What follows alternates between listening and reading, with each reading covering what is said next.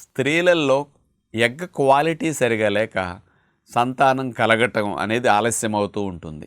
రకరకాల ఐవీఎఫ్ ట్రీట్మెంట్లకు వెళ్ళినప్పుడు కూడా ఎగ్ క్వాలిటీ సరిగా లేదు, అది ఇంప్రూవ్ అయితే కానీ మీకు సక్సెస్ రేట్ ఉండదని కూడా డాక్టర్లు చెప్తూ ఉంటారు. సహజంగా గర్భధారణ జరగాలన్నా, అలాంటి ట్రీట్మెంట్లకు వెళ్ళే వారికి కూడా ఎగ్ క్వాలిటీ తక్కువ టైంలో పెరగాలన్నా మీరు మందులు అసలు వాడకుండా ఇంట్లో ఉండి న్యాచురల్గా 3-4 మంత్స్లో ఎగ్ క్వాలిటీని హెల్దీగా చేసుకునే మంచి డైట్ ప్లాన్ ఉంటుంది. అదే న్యాచురల్ డైట్ ప్లాన్. నేచర్ ఇచ్చిన ఆహారాలు, హై ప్రోటీన్, హై న్యూట్రియంట్స్ ఉండే ఆహారాలు తీసుకుంటే ఎగ్ క్వాలిటీ బాగా ఇంప్రూవ్ అవుతుంది. అలాంటి ఆహారాల్లో ఉదయం ఒక గ్లాసు వెజిటబుల్ జ్యూస్ త్రాగండి, 200 ml చాలు. అలా త్రాగిన తర్వాత ఒక ½ అన్ అవర్ గ్యాప్లో 2-3 రకాల స్ప్రౌట్స్, ఫ్రూట్స్ లాంటివి పెట్టుకోండి. ఇదే బ్రేక్ఫాస్ట్లా మీరు తినేసేయండి.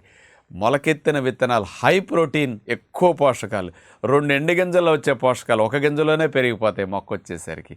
అలాంటి మొలకెత్తిన విత్తనాలు, ఫ్రూట్స్ ఇట్లా తీసుకోండి. మధ్యాహ్నపూట భోజనంలో మీకు ఇష్టమైన భోజనం చేయండి.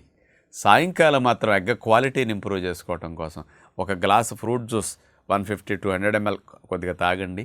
ఒక ½ అన్ అవర్ గడిచాక డిన్నర్లో నానపెట్టిన పుచ్చగింజలు, గుమ్మడి గింజలు, ప్రొద్దుతిరుగుడు పప్పు, కాస్త బాదం పిస్తాలు లాంటి ఇట్లా విత్తనాలు ఏవైనా సరే 4 రకాల విత్తనాలు ప్రొద్దునే అన్నేసి నానపెట్టుకోండి.